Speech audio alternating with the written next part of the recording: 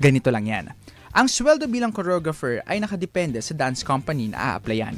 At nakadepende rin ito sa mga estudyanteng mag-e-enroll, pero kadalasan nagre-range siya ng around 500 to 1,000 per hour. Kaya't ano pang hinihintay mo? Unleash your potential at ipakita ang natatagong talento sa pagsayaw. Alamin ang mga bagong paraan kung paano kumita sa panahon ngayon. Nang legal ha, eto na ang racket.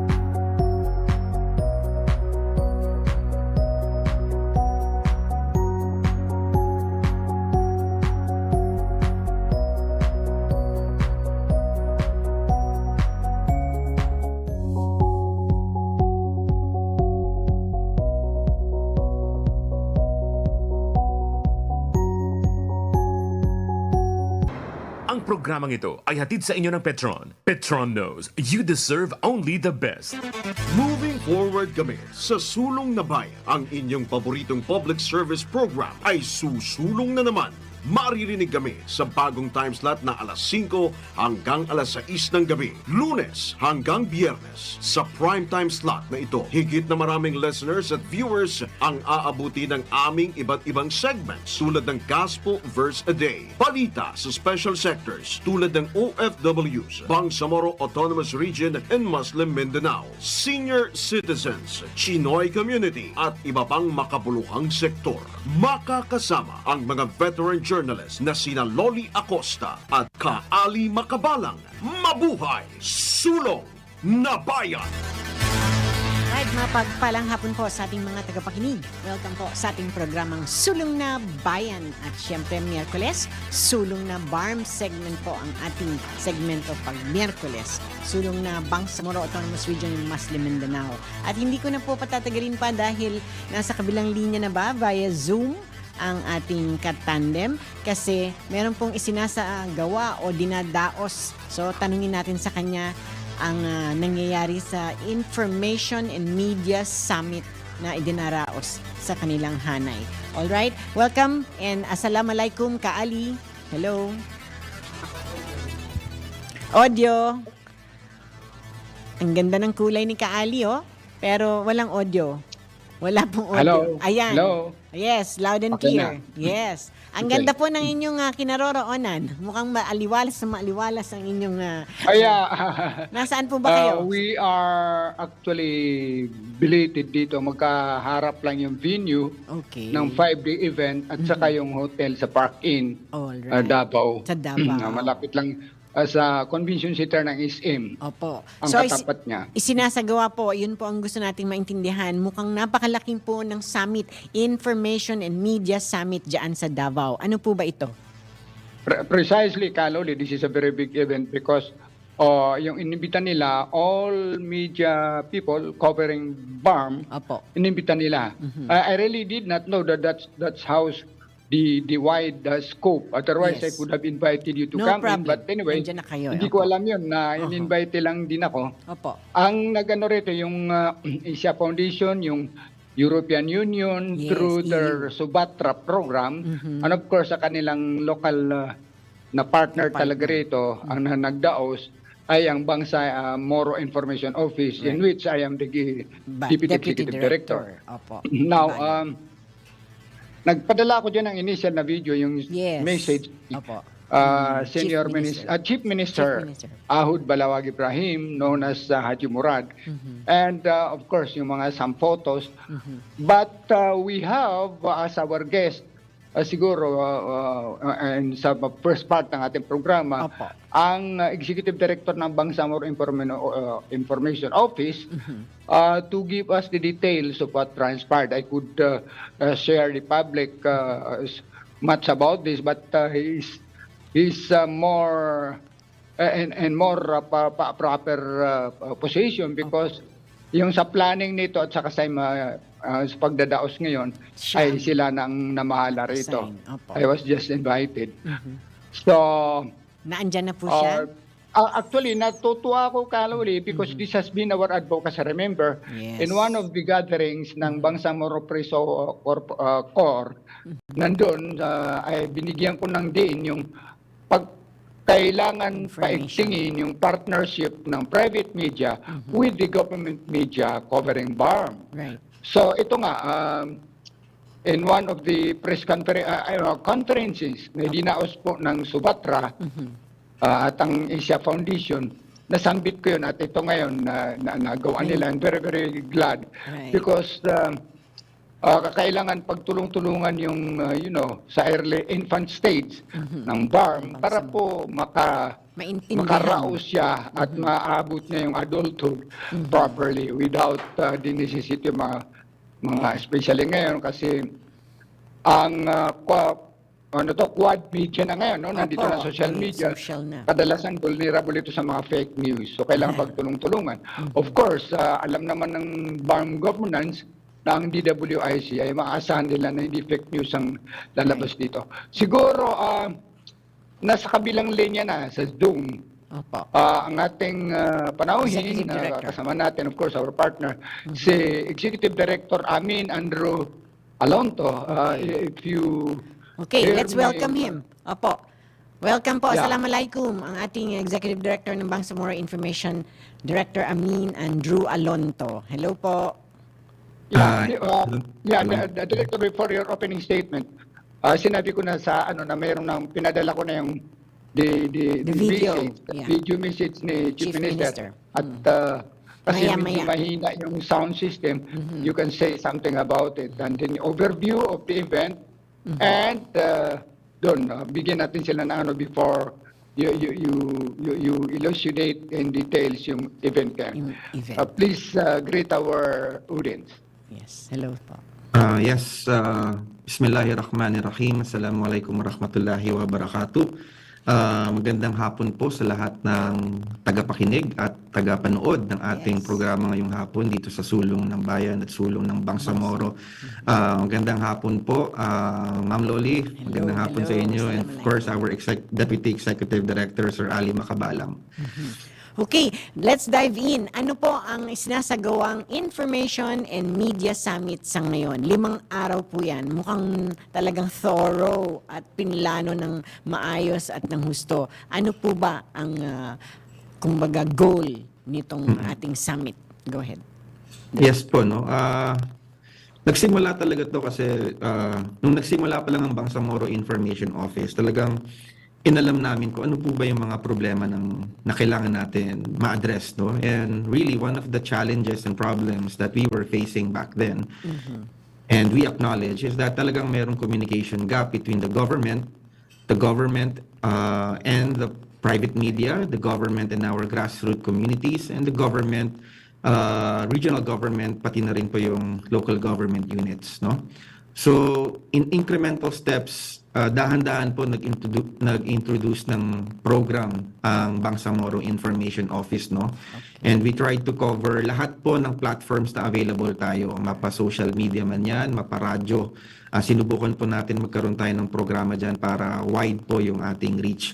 Right. However, despite all the efforts, no, alam pa rin natin na marami pa rin kailangan gawin.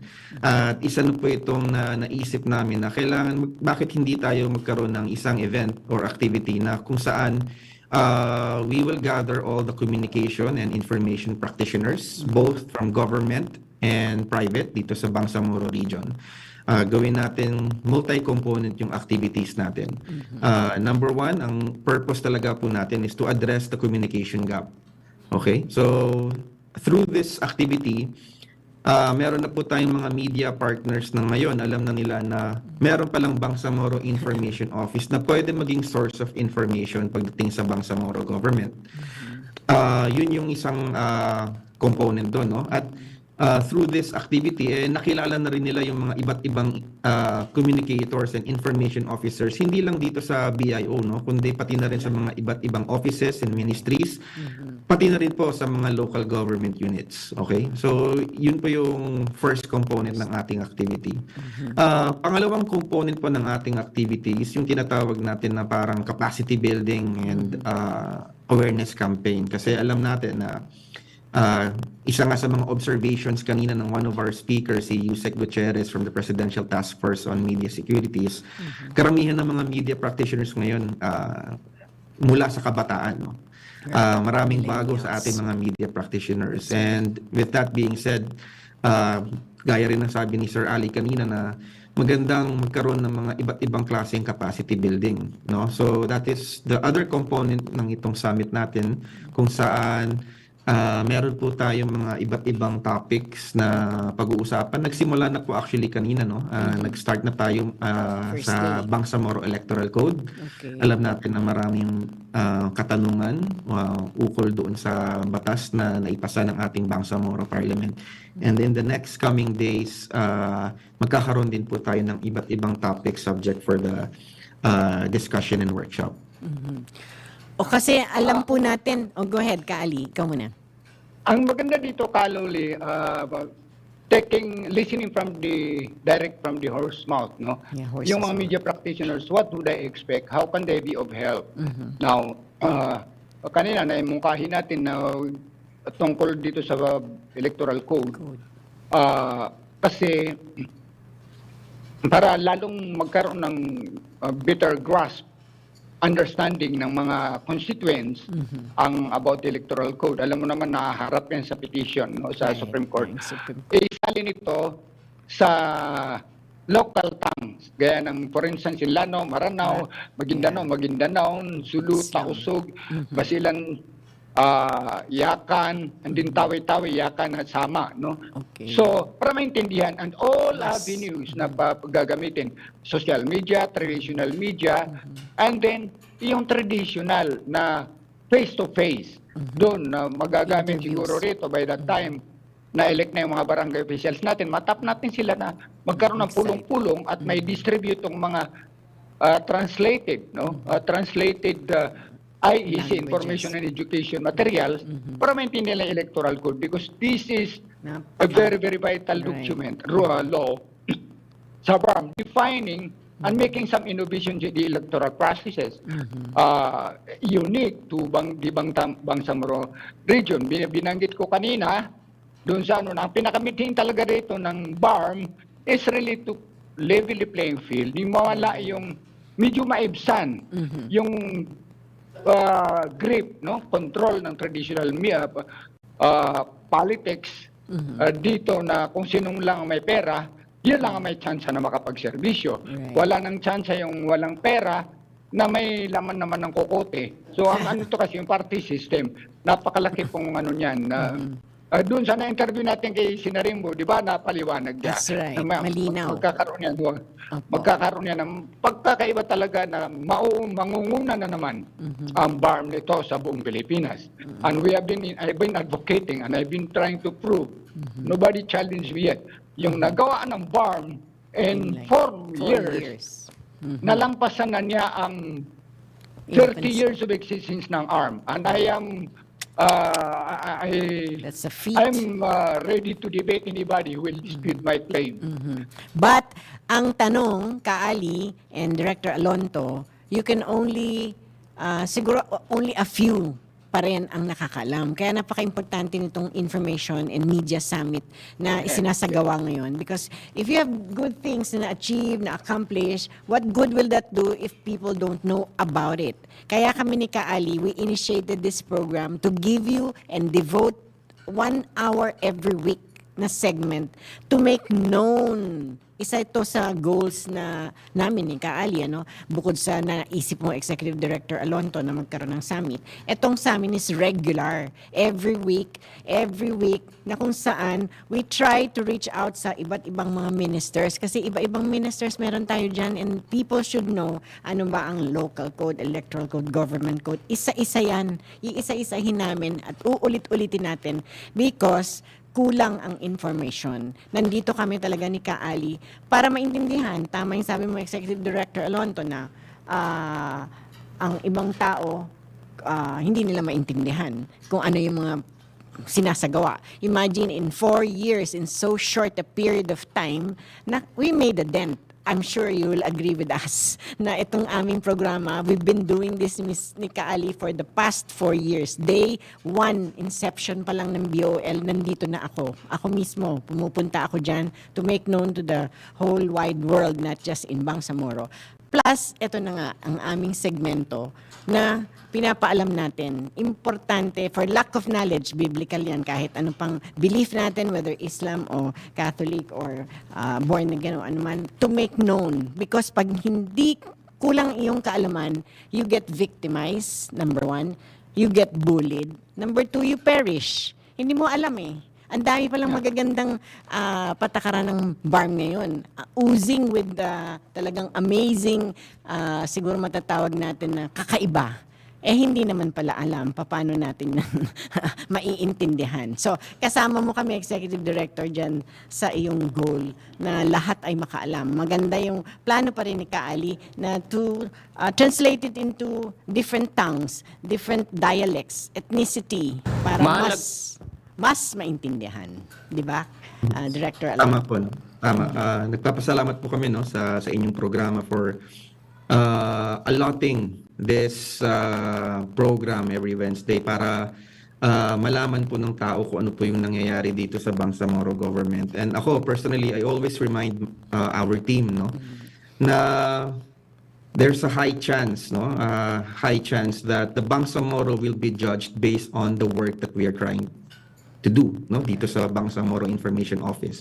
There's a chance na kahit nasabihin natin all ministries and offices are implementing their programs and projects, kung kami dito sa BIO hindi namin ginagawa ang aming trabaho, magiging failure pa rin siguro ang grado ng sambayan ng Bangsamoro doon sa performance ng ating regional government. So very crucial po talaga yung aming role, and we are also thankful to you, and ni-highlight po rin namin dito sa media yung dito sa media summit namin na yung indispensable role po talaga ng private media para po matulungan kami na i-expand yung aming reach. Alam naman natin na government offices may limitations, May limitations at kailangan namin yung tulong, kailangan namin yung suporta ng private media without of course jeopardizing yung role nyo rin bilang watchdog of the government, Ayaw din naman namin yun na we are in total control. We respect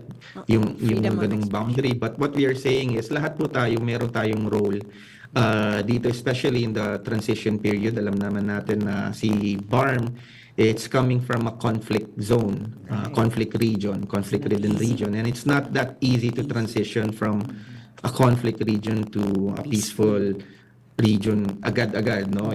It's going to be a very long road. It's going to take a lot of patience and hard work, and of course cooperation from all sectors.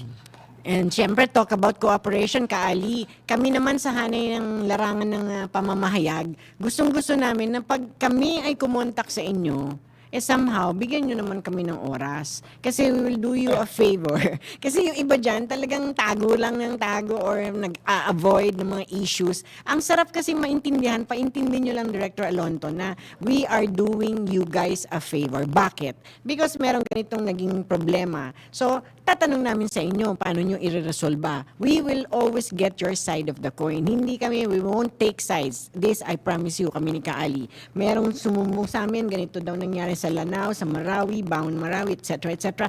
We have to get your side of the coin to be fair and objective. Hindi banat lang. Pagka hindi namin nakuha ang inyong information o ang inyong pahayag, we will still wait. Kaya nga meron tayong programa every week Running story yan. Kung hindi man kayo makarating that day, pero yun lang ang pakiusap talaga namin, try to make yourselves available. Kung hindi nyo ready o hindi nyo alam, ayan nga ang BIO Kaya nga nandiyan si Director Alonto, siya ang sasagot ng mga dapat sagutin ng mga ministers kung hindi sila ready. We know na napaka-busy nila.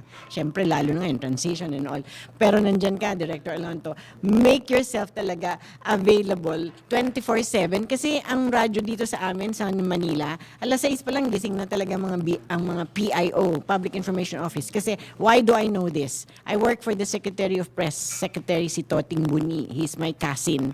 Alas 3 pa lang gising na yan. Alam niya na ang nangyayari sa buong gabinete. Ilang cabinet secretaries siya na hindi naman siya familiar. Pero inaalam niya na at 3 a.m. Bakit? Because kinabukasan, may press briefing, tatanong sa kanya, si Secretary of Trade, ganito sir, paano yung ganito? O si Secretary of Tourism, lahat ng secretaries, sabi niya, pambira, lahat to kailangan alamin ko.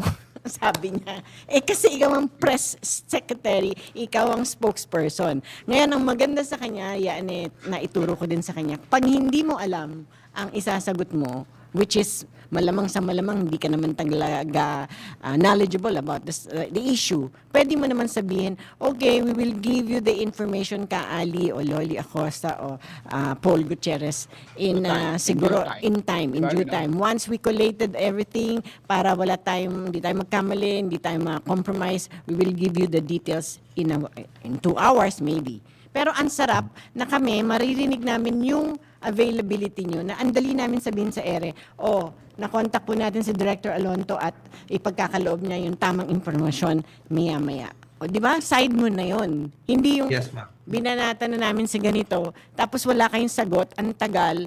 Pero kung sumagot agad-agad kayo, and you tell us the truth, di ang sarap. Fair and objective. Patas. Anyway, Kalole, Direk, before you Meron tayong video. Actually, tinatakpan ko yan kasi I have dual personality.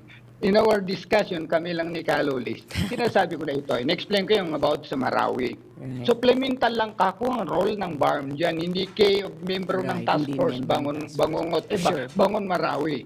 Not many know that. Yeah, inaatindiran na. As a matter of fact, may panukala yata si Basman, Disumimba, na magkaroon ng mag-allocate ang BARM kung matuloy yung proposed resolution na masolve yung problema ng renta sa mga lupa na kinatitirikan ng mga shelter.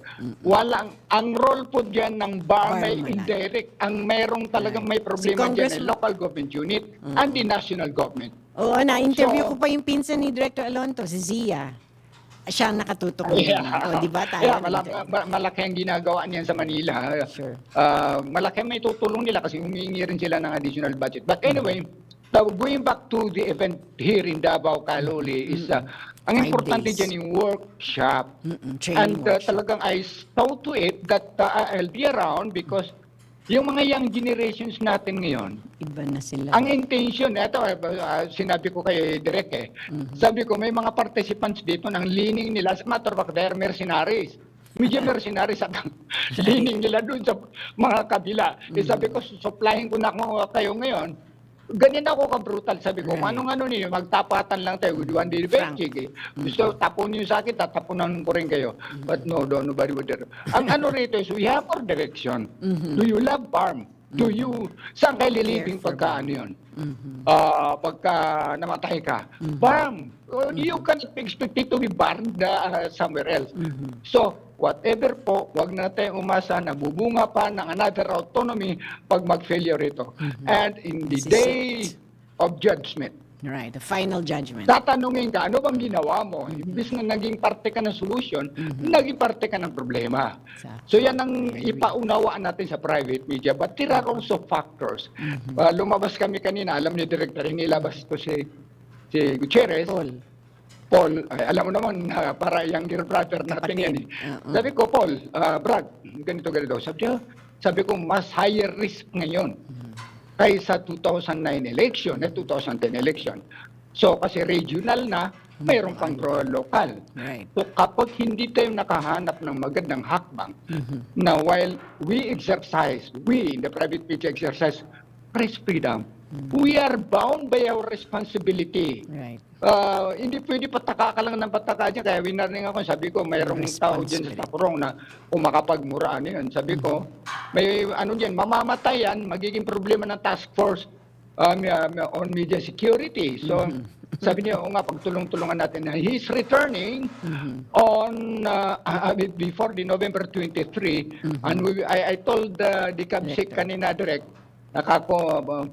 aakyat na gusto niya makausap si Chief Minister at mapagtulungan kasi ito without telling the public. This is yung masama na aminin. But true to the economics of journalism, direct.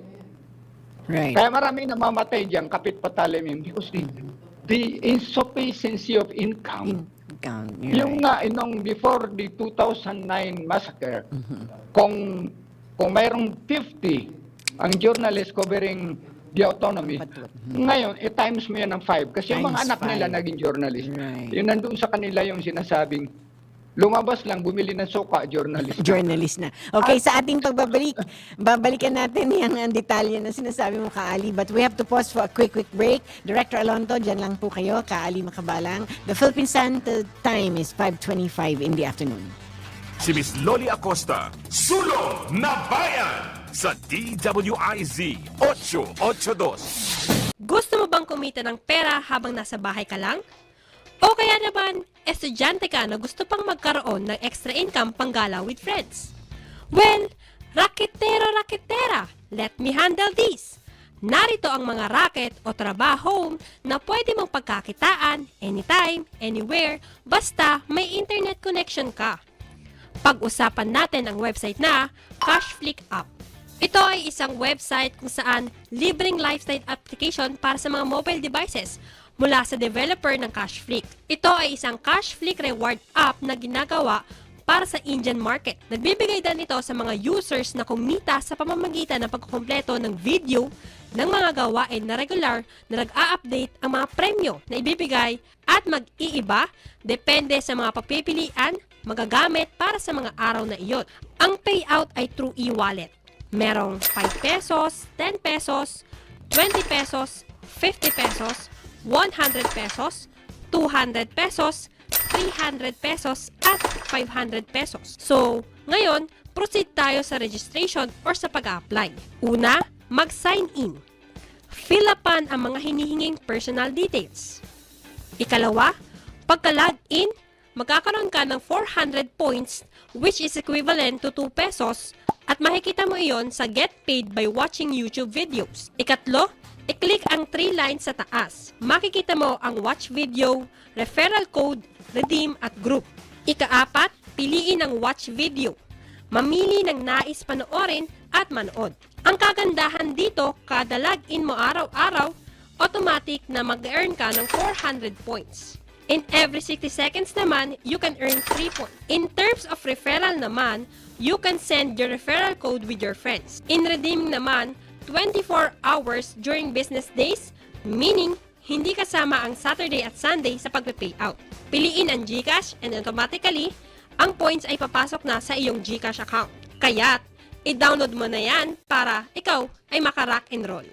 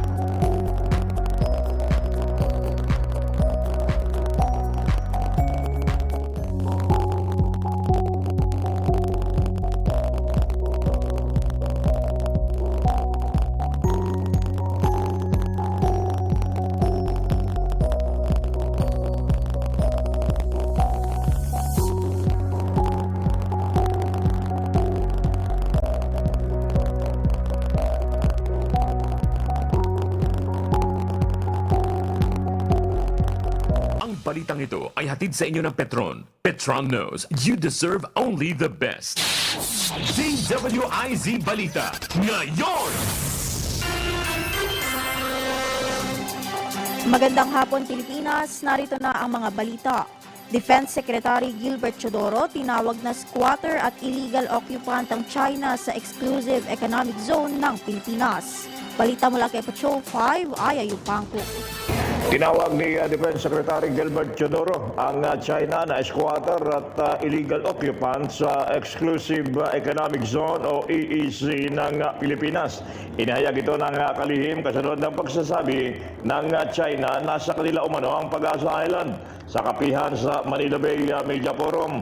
Sinabi ni Secretary Chodoro na ayaw niyang matawa sa isyo dahil bastos ito. Pero anya, ilan ba ang naniniwala na sa China ang Pag-asa Island? Dagdag pa ni Chodoro, kapag inukupan ng Pilipinas ang Hainan na island, yon ang illegal occupation. Pero ang China ay nasa 200-mile EEZ ng ating bansa, kaya sila ang squatter. Pabiro namang banat ni Secretary Chodoro, pwede namang mag-apply ang China ng visa at bibigyan naman sila. Ito yung Patrol number 5 ay ipang para sa permito ng Lakas, DWIZ. Nagbabalita ng Tama, Naglilingkod ng Tama.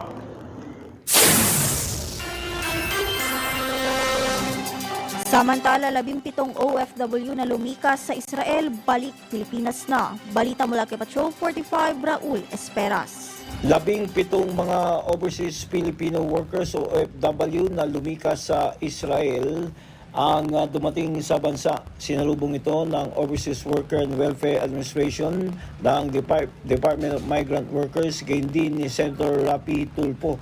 Ang mga ito ay inisikaso ni OWA Administrator Arnel Ignacio at siniguro na tatanggap ng mga cash assistance at iba pang mga benepisyo na ibinibigay ng pamahalaan. Raul Esperas, Patrol 45, Nagbabalita ng Tama, Naglilingkod ng Tama.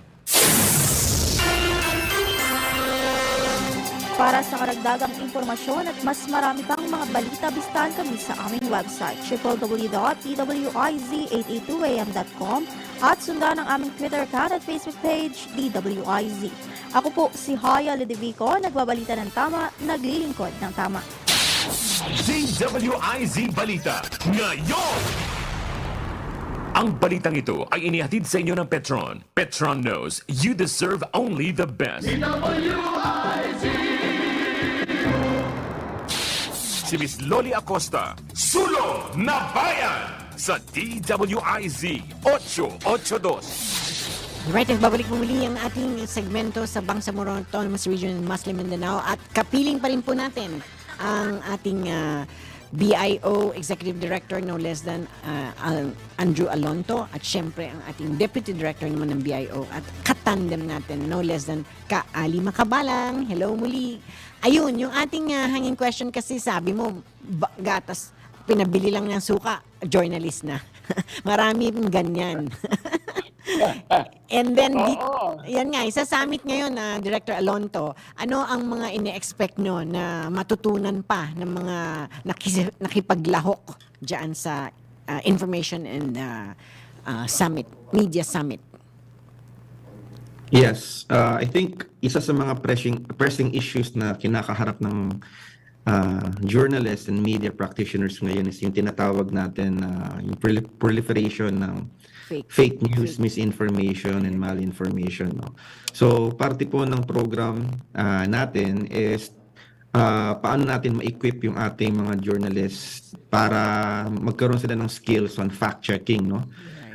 Fact-checking para hindi rin sila maging agent of fake news, no? So dapat matuto sila mag-fact check, matuto kung paano ba tayo mag-distinguish kung ano yung totoo, ano yung probably true sa hindi. So kasama po yan sa training na gagawin nila, and hopefully once they acquire the necessary skills, and ito naman ay magkaroon ng ripple effect at ma-share din sa iba't ibang mga communities natin. So ayan, are you guys ready? Gusto natin marinig po ang mensahe ng ating Chief Minister Ahod Ibrahim. If you're ready, we can roll VTR. Giljon.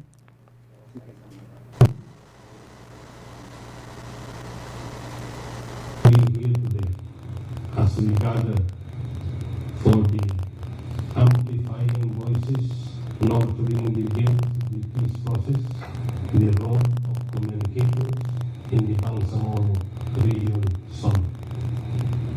This gathering marks a major turning point in our collective journey towards lasting peace, progress, and unity in the Bangsamoro Autonomous Region. In an era where information travels much faster than ever before, the role of communicators is more crucial than ever. Communication is about more than just transmitting information. It is about bridging gaps, creating understanding, and promoting peace and harmony. It is about amplifying voices that have long been unheard and nurturing the gains of the peace process that we have painstakingly worked towards.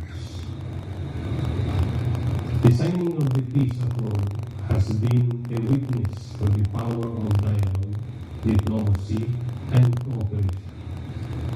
It has brought us closer to the dream of a just and peaceful homeland, where all Bangsamoro can live in harmony and prosperity. However, as we all know, the road to lasting peace is not without its obstacles. We find ourselves at a critical juncture in our history. While we celebrate the gains of the peace process, we must also acknowledge the challenges that persist. In this ever-changing socio-political landscape, the role of communicators is pivotal. We are tasked with conveying the stories of resilience, hope, and determination that define our region. We are the storytellers of progress and social change. Today's summit is not just an event. It is an avenue for empowerment. It is an opportune time for media professionals to hone their skills, exchange ideas, and strengthen the information and media network within Bangsamoro. It is through your collective efforts that we can ensure that the narratives of our vision are not only heard but understood and celebrated. As we embark on this summit, let us keep in mind our shared vision for the Bangsamoro, a region that thrives on diversity, inclusivity, and justice. Let us commit to using our platforms to empower, educate, and inspire every Bangsamoro. Let us nurture the gains of the peace process and build a brighter future together.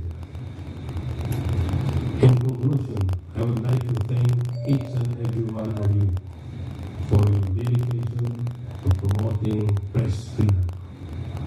The narratives we tell are the hopes we share, and the voices we amplify will play a crucial role in the continued success of the Bangsamoro peace process. Let us work hand in hand to make a positive impact, to nurture the dividends of the peace process, and to amplify the voices that will lead us towards a brighter, more peaceful Bangsamoro. Shukran for the life of people Hidayah. Wassalamualaikum warahmatullahi wabarakatuh. Alright, napakalinaw na sinasabi ni Chief Minister, peace ang kapayapaan, not haram. Ano po ang talagang buod ng kanyang or gist ng kanyang mensahe, Director Alonto? Yes, maganda po talaga yung mensahe ng ating Chief Minister na balikan lang natin. Unang-una yung sinabi niya na itong communication, hindi lang po ito about pag-share o pagbibigay ng information. No? Communication is about bridging gaps. No? So gaya ng sabi natin kanina, meron tayong mga gaps in terms of information sa ating mga iba't ibang sektor dito sa BARM. So we are doing this para ma-bridge natin yung gap na yun, para magkaroon tayo ng understanding between one and another. No, we create that sort of understanding, and then by doing so, nakaka-promote po tayo ng peace and harmony. And siguro isa sa pinakamagandang sinabi ng ating Chief Minister kanina is yung event natin ngayon na ginagawa, hindi lang po ito isang simpleng activity. Ito po ay paraan para po tayo ay makapag-empower. Okay? Ma-empower natin ang ating private media, ma-empower natin yung ating mga information officers at communicators sa local government units, dahil kasama na rin po yun sa vision ng ating Chief Minister sa kanyang agenda ng moral governance is yung magkaroon tayo ng Bangsamoro government na transparent, isang Bangsamoro government na inclusive kung saan we embrace all the diversity that we find here in the region, and we have a Bangsamoro government that is accountable. Ang linaw, ang ganda nun, Kaali, accountable. Kasi ngayon, ang hirap ng expectin yan sa iba pa nating mga hanay, ano? madaling magsalita ng mga akusasyon tapos hindi naman nila ma-account anong basihan. So, yan ay kasama pala sa 5-day summit ng inyong sinasagawa ngayon. Yung mapaintindi rin sa aming hanay na nandyan kayo, available kayo, sana lang merong basihan. Hindi yung sweeping accusations, di ba? Kaali, karamihan ganyan ang nangyayari. Hindi ka na makakuha ng side nila dahil agad-agad yung damage is done. So, paano yan, Kaali? Ikaw sa tagal mo, 40 years or 50 years ka na, close to 50. 47 actually. 47, close to 50. Anyway, alam naman ng mga ano dyan na bago pa pinanganak ang autonomy. Tapos bayan ko na journalist na ako eh. Kaya kako, I have the authority. Talaga, I have the authority. Lahat ng participant nila dyan, wala na. Natapos na yung Marcos autonomy bago sila naging journalist. Kaya ako nasubaybayan ko first day.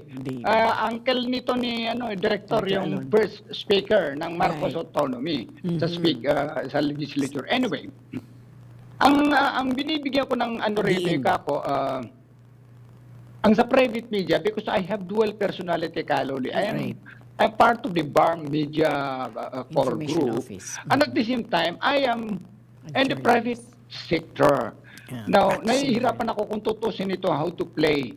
Pero sanay na ako rito mula pa nung ng ARM time, administration. I know where to put myself. But hiniling ko lang, nagsumamo ako, naging emotional pa nga ako that time before I exited from the conference hall. Naghumingi ako ng tawag ako, naging emotional ako kasi we really would like to help you as private people. Now, gusto lang namin sabihin sa amin, makatapat kayo. Ang tinatanong ko lang, which part of the electoral code that are being questioned before the Supreme Court? Baka ma-subjudice daw. Come on!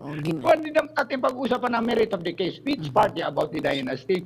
Alam natin sa local governance code, nag-upos ni sinabiltan about specifically because of the anti-dynasty na may moratorium naman yun eh. Sa 2025 hindi ma-apply yun. Kasi biriya pa rin naman kasi ang kapatid niya at saka pamangkin niya magka-vice governor, vice governor. Gaya naman ito yung pinsan nito at saka pinsan niya at saka pamangkin niya vice governor, governor din sa Lanao. But hindi naman mag-apply sa kanila. We really would like to show to the people that BARM here would like to make the difference that no family, however influential or whatever, na makontrol, na ma-monopolize nila ang power. So gusto nila malibig ang playing field that everybody, especially, ang daming mga matatalin, qualified but they do not have money to bankroll their candidacy. And now the party system being introduced in the parliamentary governance, yung political party na magsasubsidize sa kanila to run. Hindi na kailangan mag-invest at magnakaw in the long run. Ganon yun, wala kang pagkakautangan ng loob. Kaya nang dapat ipaunawaan natin. Dito sa mga media naman, I know for a fact, dahil nanggaling din ako ng sabi nga lang may stage na director na bulan to Ibig sabihin, maninigbas. Interview collect, defend collect, attack collect. So, napagdaanan natin yan. Sa ating pagbabalik, tutukan natin, we have last 10 minutes, Director Alonto. Ano naman yung gusto nyong ipatupad sa amin? Yung siguro appeal nyo sa aming mga nasa larangan ng mamahayag. Kanina sinabi na namin yung gusto namin na you guys give us a favor, doing a favor, available kayo dapat, huwag kayo magtago and all. Pero sa ating pagbabalik, yung request naman at siguradong itatalakay mo din yan sa 5-day summit, o first day yun, 4-day summit na lang natitira. But we have to pause for a quick break. The Philippine Standard Time is 5:46 in the afternoon. Si Miss Loli Acosta, Sulong na Bayan sa DWIZ 882. Bago maniwala sa mga claim na yan, patunayan na yan sa Let's Prove It! Kasabihan ng mga matatanda na kapag may regla ang isang babae, bawal daw itong kumain ng maasim dahil lalo daw sasakit ang puso nito. Totoo nga ba ito? Tara, let's prove it! Ayon kay Dr. Winston Kilimanjaro Criones Tiwakit, isang licensed medical doctor at public health education advocate, na hindi naman daw masamang kumain ng mga maaasim kapag ikaw ay may regla dahil hindi naman ito nakakapagdulot ng pagtaas ng levels of inflammation sa katawan na nagiging sanhi ng dysmenorrhea o pananakit ng puson. Ang hindi maaaring kainin o inumin ng mga kasalukuyang may regla ay soft drinks, processed foods, at higit sa lahat, alak. Ang mga taong bawal kumain ng mga maasim ay ang mga taong may acid reflux, GERD o gastritis dahil nakakasama sa kanila ang maasim na pagkain. Bago maniwala sa mga claim-claim na yan, patunayan na yan sa Let's Prove It! Dahil ang balita hindi tumitigil, dahil ang balita tuloy-tuloy na nangyayari, dapat alam mo ang latest kahit ang mga taong nasa likod ng balita. Kaya makibalita kay Senyor Balita! Araw-araw, Lunes hanggang Biyernes, kasama si Ray Pacheco. Live na mapapakinggan sa DWIZ. Panoorin ang live sa Aliw 23 at naka-live din sa DWIZ Facebook, YouTube at DWIZ News website. Kaya mga senyorito at mga senyorita, mga senyor, mga senyora, makibalita na kay Senyor Balita. Monday to Friday, alas 3 ng hapon. Bahagi pa rin ng DWIZ News Hapon Highlights. Nagbabalita ng tama, naglilingkod ng tama.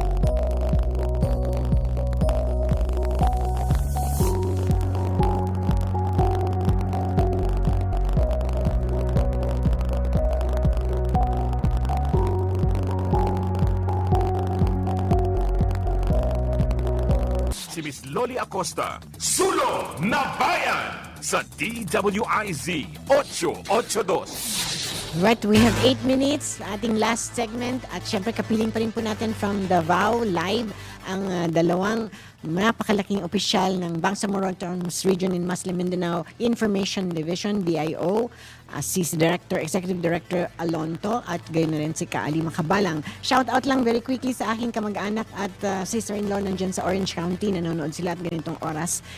Happy birthday to you, Rain, and your son, Machu. Alright, kanina po ang aking tanong na hanging Director Alonto is, ano naman po, sa 5-day summit na isa na sa gawa, ano po yung nakikita nyong perils, kung meron man, kung may danger man, may perils na hinaharap, or yung gusto nyong ipaalam at ipabahagi or i-appeal sa larangan ng media? Because again, sa introduction natin kanina, we have already quad media. Nandiyan napakalakas ng social media, exponential, hindi mo matawaran, ang daming fake news and all. Nandiyan ang print, radio, TV, and broadcast in addition. So, malaki ang inyong talagang magiging role sa BIO. Ano po yung nakikita nyong appeal? Gusto nyong Tama i-appeal po, sa no? amin? Go ahead. With the introduction kasi talaga ng social media, no, napakabilis na ngayon ng information. It's good. Information right now is almost free. Everyone has access to it. Mabilis siya. Pero ang downside naman nun, the other part of the coin is that wala na masyadong filtering na nangyayari, ang bilis kumalat. And by nature talaga, ang isang fake news kasi talagang it spreads more faster than yung tinatawag natin na accurate like or factual fire. news. Spreads Yes, like because fire. it triggers emotion. It triggers emotion. Of course, siguro kung isang basic na tao may makakita ng information about GDP growth, ganito, 6%, ganyan, compared to a very bizarre news or syempre, mas matitrigger niya yung emotion ng tao. So, it's really difficult to na makipagsabayan tayo sa mga ganong klaseng information. So, appeal natin sa ating mga kaibigan, partners sa private media, medyo nakapyawan na rin to kanina, is that gusto natin, of course, we still want to protect press freedom, the independent nature of the media. Ang hinihingi lang natin, of course, we say by all means, we want that we'll be held accountable, in the government. We want to be held accountable. Pero hinihingi lang natin na let's be fair. Let's practice fairness and observe natin yung mga ethical standards surrounding the practice of media. Alam niyo po, once upon a time, I was in the private sector din, and ang hilig ko rin magreklamo pag nakita ko ng balita about corruption in government, etc. Ang hilig ko magreklamo. But when I eventually joined the government, nakita ko na mahirap pala.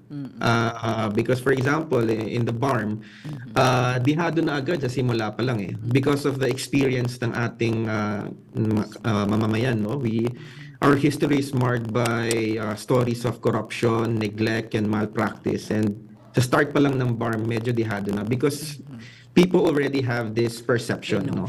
And so even if you work so hard, even if we try to do everything, konting sipyat lang dyan at nilabas yan sa media, parang guguho na lahat ng yung kinaghirapan, So siguro ang panawagan natin sa ating mga kaibigan sa media, let's if we can, let's try to look at the bigger picture.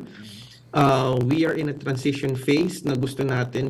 We all have and share this common dream of having a Bangsamoro na empowered, a Bangsamoro that is cohesive, a Bangsamoro that is progressive. Lahat tayo, we share that dream. And then let's try to look at yung ganong scenario, yung picture na yun, Baka naman kasi pag may sabihin tayo, napakalaki ng consequence.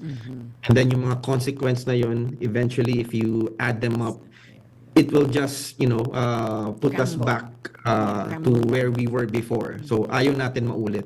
Gaya ng sabi ni Sir Ali kanina, this may be our last opportunity. This opportunity that we have right now, itong autonomy that we're enjoying, baka ito na yung last. I don't think, if we fail, I don't think there will be another attempt to redesign or implement a new form of autonomy. Baka ito na yung last. So I hope maintindihan ng ating mga kasama in the private media that we have a bigger role to do here. Naintindihan kaya yan ni Paul Gutierrez kanina? Kasi naandyan siya eh. Naging pangulo ng presidente ng press club yan eh. I hope. Actually, babalik dito si Paul. But anyway, Okay. very vital lang sa mga susunod na araw. Ngayon, parang sort of acquaintance direct, no? Pleasant whisper. Chief Minister's Night. Yan kasi, sa private media, I must know this because I've spent 4 decades of media practice in the private. Right. Now, just let them feel they belong. Do not isolate them. It's not all the time that money, ganun, no. May mga tao maprinsipyo na hindi mo talaga mabilihan. But kailangan naman, while we respect press freedom, of course, I would not allow people to suppress my press freedom. But in my case, I always see to it that while I am free to talk, I feel responsible. Kaya kanina kaagad-agad, I apologize na naging emotional ako because, look, I'm having about this partly. Right. But bakit nagtatago kayo? So, ganon. Tuturo natin yung maliit na kaalaman natin sa media practice sa mga kapwa natin private. Hindi sa mga information officers. We should really sing as work as team. Yeah. Nobody should be working kasi nasasabi ko ito kay Director.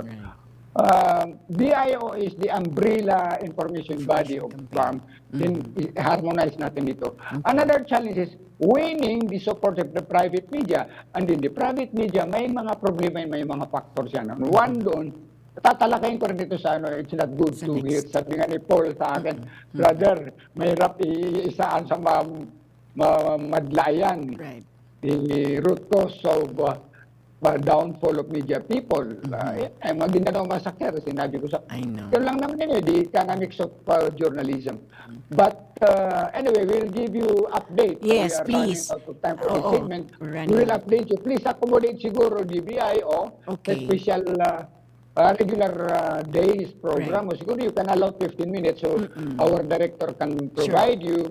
And then kung gusto We niya... appreciate that.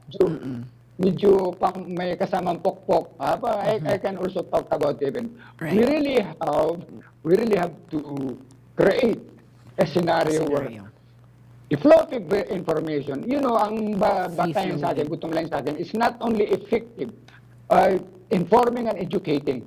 We should persuade the people that BARM now is the last card for autonomy, and then if this fail, then we all fail.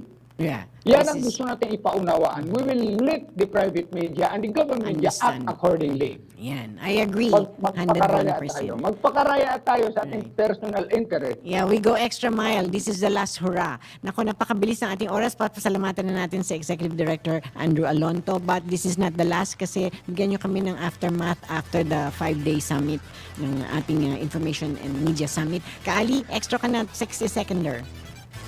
Yeah, maraming salamat. I did not know further ado. You know, DWIC, may salute. The first media national media outlet to have given space, regular at that, for the voice of the Bangsamoro. Maraming salamat po. Okay, Salamat extra. sa management. Assalamualaikum warahmatullahi. Okay, Executive Director, you have the floor. 60-seconder. Yeah, to re-echo lang din what our good Deputy Executive Director said, no?